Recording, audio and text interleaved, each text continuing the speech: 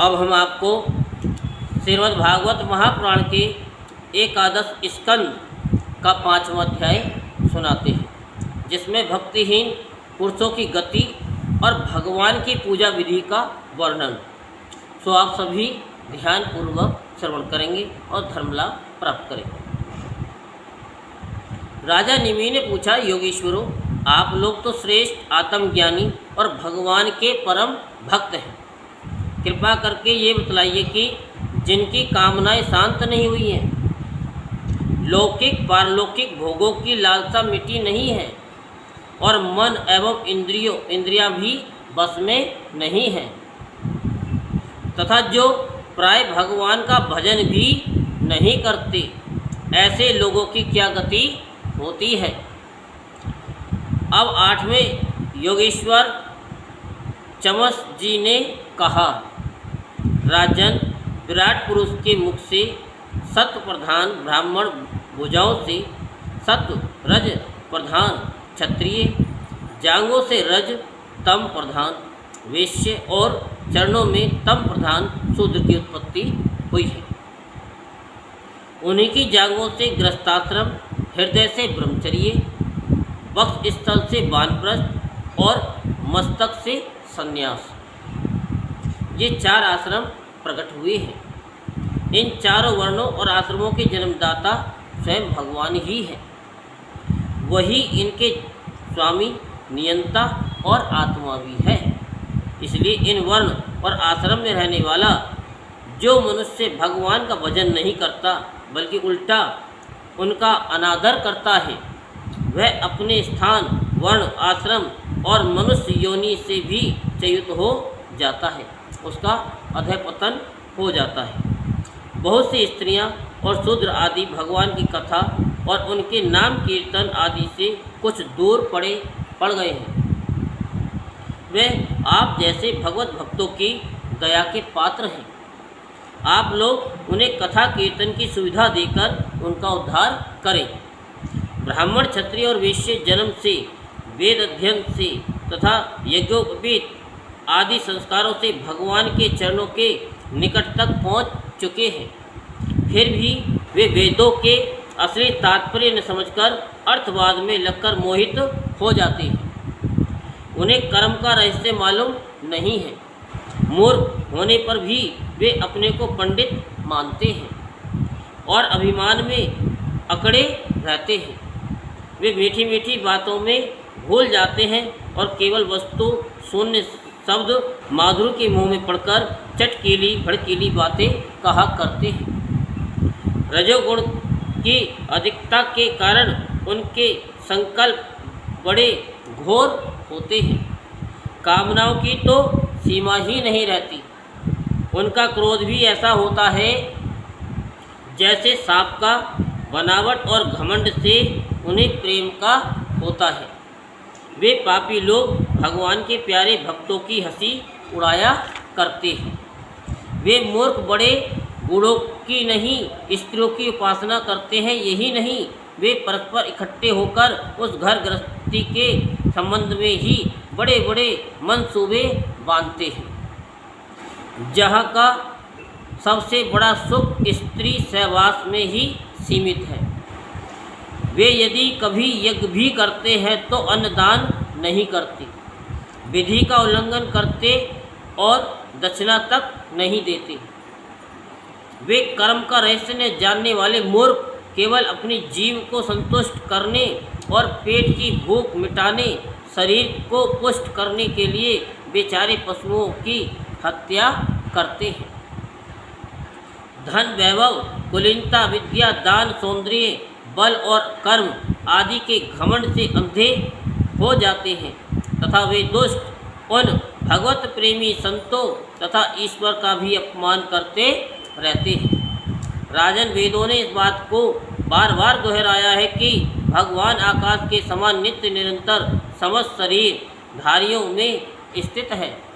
वे ही अपने आत्मा और प्रियतम हैं, परंतु वे मूर्ख इस वेदवाणी को तो सुनते ही नहीं और केवल बड़े बड़े मनोरथों की बात आपस में कहते सुनते रहते हैं।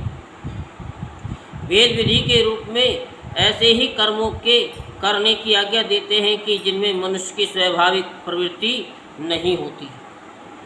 संसार में देखा जाता है कि मैथुन, मांस और मद की और प्राणी की स्वाभाविक प्रवृत्ति हो जाती है, तब उससे उसमें प्रवृत्त करने के लिए विधान तो हो ही नहीं सकता। ऐसी स्थिति में विवाह यज्ञ और श्रोत्रामणि यज्ञ के द्वारा ही जो उनके सेवन की व्यवस्था दी गई है, उसका अर्थ है लोगों की उच्छृंखल प्रवृत्ति का नियंत्रण, उनका मर्यादा में स्थापन, वास्तव में उनकी ओर से लोगों को हटाना ही श्रुति को अभिष्ट है। धन का एकमात्र फल है कि धर्म, क्योंकि धर्म से ही परम तत्व का ज्ञान और उसकी निष्ठा अपरोक्ष अनुभूति सिद्ध होती है, और निष्ठा में ही परम शांति है। परंतु ये कितने खेद की बात है कि लोग उस धन का उपयोग घर गृहस्थी के स्वार्थों में या काम भोग में ही करते हैं, और ये नहीं देखते कि हमारा ये शरीर मृत्यु का शिकार है और वह मृत्यु किसी प्रकार भी टाली नहीं जा सकती। श्रोत्रामणि यज्ञ में भी सुरा को सूंघने का ही विधान है, पीने का नहीं। यज्ञ में पशु का आलावन यानी स्पर्श मात्र ही विहित है, हिंसा नहीं। इसी प्रकार अपनी धर्म पत्नी के साथ मैथुन की आज्ञा भी विषय भोग के लिए नहीं, धार्मिक परंपरा की रक्षा के निमित्त संतान उत्पन्न करने के लिए ही दी गई है। परंतु जो लोग अर्थवाद के वचनों में फंसे हैं, विषयी हैं, वे अपने इस विशुद्ध धर्म को जानते ही नहीं हैं। जो इस विशुद्ध धर्म को नहीं जानते वे घमंडी वास्तव में तो दुष्ट हैं, परंतु समझते हैं अपने को श्रेष्ठ। वे धोखे में पड़े हुए लोग पशुओं की हिंसा करते हैं और मरने के बाद वे पशु ही उन मारने वाले को खाते हैं। ये शरीर मृत शरीर है, इसके संबंधी भी इसके साथ ही छूट जाते हैं। जो लोग इस शरीर से तो प्रेम की गांठ बांध लेते हैं और दूसरे शरीरों में रहने वाले अपने ही आत्मा एवं सर्वशक्तिमान भगवान से द्वेष करते हैं, उन मूर्खों का अधःपतन निश्चित है। जिन लोगों ने आत्मज्ञान संपादन करके केवल मोक्ष नहीं प्राप्त किया और जो पूरे मूल भी नहीं हैं, वे अधूरे न इधर के हैं न उधर के, वे अर्थ धर्म काम इन तीनों पुरुषार्थों में फंसे रहते हैं। एक क्षण के लिए भी उन्हें शांति नहीं मिलती। वे अपने हाथों अपने पैरों में कुल्हाड़ी मार रहे हैं। ऐसे ही लोगों को आत्मघाती कहते हैं। अज्ञान को ही ज्ञान मानने वाले इन आत्मघातियों को कभी शांति नहीं मिलती। इन के कर्मों की परंपरा कभी शांत नहीं होती। काल भगवान सदा सर्वदा इनके मनोरथों पर पानी फेरते रहते हैं। इनके हृदय की जलन विषाद कभी मिटने का नहीं। राजन, जो लोग अंतर्यामी भगवान श्री कृष्ण से विमुख हैं, वे अत्यंत परिश्रम करके गृह पुत्र मित्र और धन संपत्ति इकट्ठी करते हैं, परंतु उन्हें अंत में सब कुछ छोड़ देना पड़ता है और न चाहने पर भी विवश होकर घोर नरक में जाना पड़ता है। भगवान का भजन न करने वाले विषयी पुरुषों की यही गति होती है। राजा निमिन ने पूछा, योगेश्वरों, आप लोग कृपा करके ये बतलाइए कि भगवान किस समय किस रंग का कौन सा आकार स्वीकार करते हैं और मनुष्य किन नामों और विधियों से उनकी उपासना करते हैं। अब नवे योगेश्वर करभाजन जी ने कहा, राजन, 4 युग हैं, सत्य, त्रेता, द्वापर और कली। इन युगों में भगवान के अनेकों रंग, नाम और आकृतियाँ होती हैं तथा विभिन्न विधियों से उनकी पूजा की जाती है। सतयुग में भगवान के श्री विग्रह का रंग होता है श्वेत, सफ़ेद। उनकी 4 भुजाएं और सिर पर जटाएं होती हैं तथा वे वलकल का ही वस्त्र पहनते हैं। काले मृग का चर्म, यज्ञोपवीत, रुद्राक्ष की माला, दंड और कमंडलु धारण करते हैं। सतयुग के मनुष्य बड़े शांत, परस्पर वैर रहित, सबके हितैषी और समदर्शी होते हैं। वे लोग इंद्रियों और मन को वश में रखकर ध्यान रूप तपस्या के द्वारा सबके प्रकाशक परमात्मा की आराधना करते हैं। वे लोग हंस, सुपर्ण, वैकुंठ, धर्म, योगेश्वर, अमल, ईश्वर, पुरुष, अव्यक्त और परमात्मा आदि नामों के द्वारा भगवान की गुण लीला आदि का गान करते हैं। राजन, त्रेता युग में भगवान के श्री विग्रह का रंग होता है लाल। 4 भुजाएं होती हैं और कटी भाग में वे 3 मेखला धारण करते हैं। उनके केश सुनहले होते हैं और वे वेद प्रतिपादित यज्ञ के रूप में रहकर सुर्ख, सुरवा आदि यज्ञ पात्रों को धारण किया करते हैं। उस युग के मनुष्य अपने धर्म को बड़ी निष्ठा रखने वाले और वेदों के अध्ययन अध्यापन में बड़े प्रवीण होते हैं। वे लोग ऋग्वेद, यजुर्वेद, सामवेद, रूप वेद त्रय के द्वारा सर्वदेव स्वरूप देवादिदेव भगवान श्री हरि की आराधना करते हैं। त्रेता युग में अधिकांश लोग विष्णु, यज्ञ, प्रश्निगर्भ, सर्वदेव, उरुक्रम, वृषाकपि, जयंत और पुरुगाय आदि नामों से उनके गुण और लीला आदि का कीर्तन करते हैं। राजन, द्वापर युग में भगवान के श्री विग्रह का रंग होता है सांवला। वे पीताम्बर तथा शंख, चक्र, गदा आदि अपने आयुध धारण करते हैं। वक्ष स्थल पर श्री वत्स का चिन्ह, भृगुलता, कौस्तुभमणि आदि लक्षणों से वे पहचाने जाते हैं।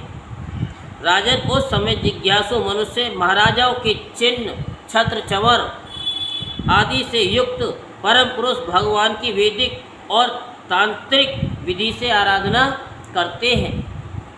जो लोग इस प्रकार भगवान की स्तुति करते हैं, हे ज्ञान स्वरूप भगवान वासुदेव एवं क्रिया शक्ति रूप संकर्षण, हम आपको बार बार नमस्कार करते हैं। भगवान प्रद्युम्न और अनिरुद्ध के रूप में हम आपको नमस्कार करते हैं। ऋषि, नारायण, महात्मा, नर, विश्वेश्वर, विश्वरूप और सर्वभूतात्मा भगवान को हम नमस्कार करते हैं। राजन, द्वापर युग में इस प्रकार लोग जगदीश्वर भगवान की स्तुति करते हैं। अब कलयुग में अनेक तंत्रों के विधि विधान से भगवान की जैसे पूजा की जाती है, उसका वर्णन सुनो। कलयुग में भगवान का श्री विग्रह होता है कृष्ण वर्ण, काले रंग का। जैसे नीलम मणि में से उज्ज्वल कांति धारा निकलती रहती है, वैसे ही उनके अंग की छटा भी उज्ज्वल होती है। वे हृदय आदि अंग, कौस्तुभ आदि उपांग, सुदर्शन आदि अस्त्र और सुनंद पर वृत्ति पार्षदों से संयुक्त रहते हैं। कलयुग में श्रेष्ठ बुद्धि संपन्न पुरुष ऐसे यज्ञों द्वारा उनकी आराधना करते हैं, जिनमें नाम, गुण, लीला आदि के कीर्तन की प्रधानता रहती है।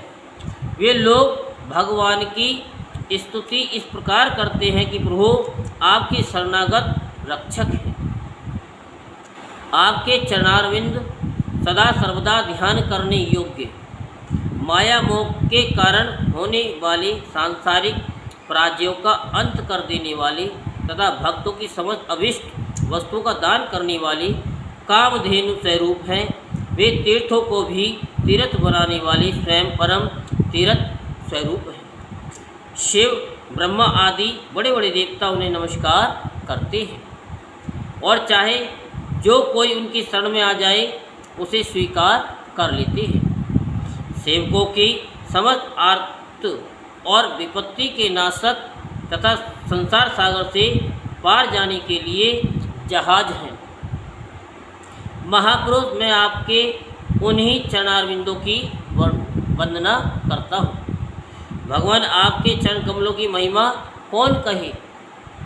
रामावतार में अपने पिता दशरथ जी के वचनों से देवताओं के लिए भी वांछनीय है और दुष्टेजे राजलक्ष्मी को छोड़कर आपके चरण कमल वन वन घूमते फिरे। सचमुच आप धर्मनिष्ठता की सीमा है और महापुरुष अपनी प्रेयसी सीता जी के चाहने पर जानबूझकर आपके चरण कमल माया वृक्ष के पीछे दौड़ते रहे। सचमुच आप प्रेम की सीमा है प्रभु। मैं आपके उन्हीं चरणारविंद की वंदना करता हूँ। राजन, इस प्रकार विभिन्न युग के लोग अपने अपने युग के अनुरूप नाम रूपों द्वारा विभिन्न प्रकार से भगवान की आराधना करते हैं। इसमें संदेह नहीं है कि धर्म, अर्थ, काम, मोक्ष सभी पुरुषार्थों के एकमात्र स्वामी भगवान श्री हरि ही हैं। कलयुग में केवल संकीर्तन से ही सारे स्वार्थ और परमार्थ बन जाते हैं। इसलिए इस युग का गुण जानने वाले सारग्राही श्रेष्ठ पुरुष कलयुग की बड़ी प्रशंसा करते हैं, इससे बड़ा प्रेम करते हैं। देह अभिमानी जीव संसार चक्र में अनादि काल से भटक रहे हैं। उनके लिए भगवान की लीला, गुण और नाम के कीर्तन से बढ़कर और कोई परम लाभ नहीं है, क्योंकि इससे संसार में भटकना मिट जाता है और परम शांति का अनुभव होता है। राजन, सतयुग, त्रेता और द्वापर की प्रजा चाहते कि हमारा जन्म कलयुग में हो, क्योंकि कलयुग में कहीं कहीं भगवान नारायण के शरणागत उन्हीं के आश्रम में रहने वाले बहुत से भक्त उत्पन्न होते हैं। महाराज विदेह, कलयुग में दृढ़ देश में अधिक भक्त पाए जाते हैं, जहाँ ताम्रपर्णी, कृतमाला, वैश्विनी, परम पवित्र कावेरी, महानदी और प्रतीची नाम की नदियाँ बहती हैं। राजन, जो मनुष्य इन नदियों का जल पीते हैं प्राय उनका अंतःकरण शुद्ध हो जाता है और वे भगवान वासुदेव के भक्त हो जाते हैं। राजन, जो मनुष्य ये करना बाकी है और वह करना आवश्यक है इत्यादि कर्म वासनाओं का अथवा भेद बुद्धि का परित्याग करके सर्वात्म भाव से शरणागत वत्सल प्रेम के वरदानी भगवान मुकुंद की शरण में आ गया है, वह देवताओं, ऋषियों, पितरों, प्राणियों, कुटुंबियों और अतिथियों के ऋण से उऋण हो जाता है। वह किसी के अधीन, किसी का सेवक, किसी के बंधन में नहीं रहता।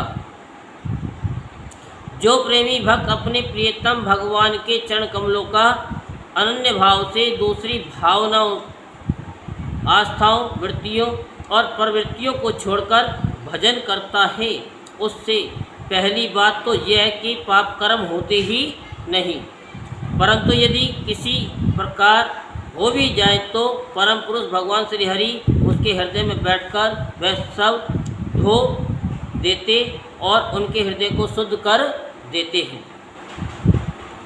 नारद जी कहते, वसुदेव जी, मिथिला नरेश राजा निमि नो योगेश्वरों से इस प्रकार भागवत धर्मों का वर्णन सुनकर बहुत ही आनंदित हुए। उन्होंने अपने ऋतुज और आचार्यों के साथ ऋषभ नंदन नव योगेश्वरों की पूजा की। इसके बाद सब लोगों के सामने ही वे सिद्ध अंतर्ध्यान हो गए। विदेहराज निमि ने उनसे सुने हुए भागवत धर्मों का आचरण किया और परम गति प्राप्त की। महाभाग्यवान वसुदेव जी, मैंने तुम्हारे आगे जिन भागवत धर्मों का वर्णन किया है, तुम भी यदि श्रद्धा के साथ इनका आचरण करोगे तो अंत में सब आसक्तियों से छूटकर भगवान का परम पद प्राप्त कर लोगे। वसुदेव जी, तुम्हारे और देवकी के यश से तो सारा जगत भरपूर हो रहा है, क्योंकि सर्वशक्तिमान भगवान श्री कृष्ण तुम्हारे पुत्र के रूप में अवतीर्ण हुए हैं।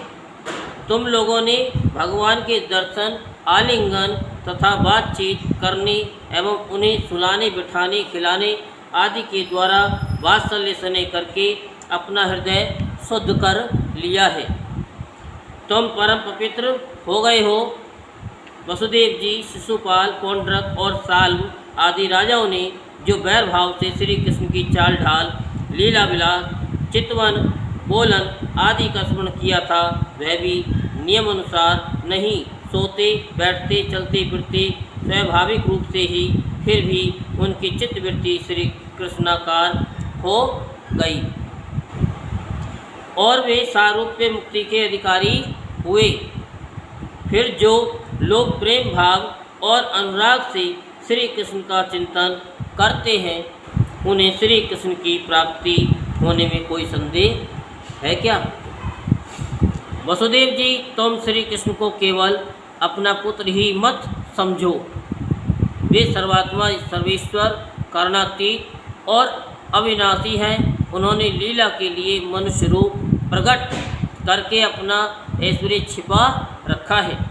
वे पृथ्वी के भार, भूत, राजवेशधारी असुरों का नाश और संतों की रक्षा करने के लिए तथा जीवों को परम शांति और मुक्ति देने के लिए अवतीर्ण हुए और इसी के लिए जगत में उनकी कीर्ति भी गाई जाती है। श्री सुखदेव जी कहते हैं, प्रिय परीक्षित, नारद जी के मुख से ये सब सुनकर परम भाग्यवान वसुदेव जी और परम भाग्यवती देवकी जी को बड़ा ही विस्मय हुआ। उनमें जो कुछ माया मोह अवशेष था उसे उन्होंने तत्क्षण छोड़ दिया। राजन, ये इतिहास परम पवित्र है। जो एकाग्र चित्त से इसे धारण करता हुआ अपना सारा शोक मोह दूर करके ब्रह्म पद को प्राप्त होता है। यहीं पर श्रीमद् भागवत महापुराण के 11 स्कंद का 5वां अध्याय संपूर्ण होता। बोल वृंदावन बिहारी लाल की जय, बोल वाके बिहारी लाल की जय। जय जय श्री राधेश्याम, जय जय श्री राधेश्याम, जय जय श्री राधेश्याम।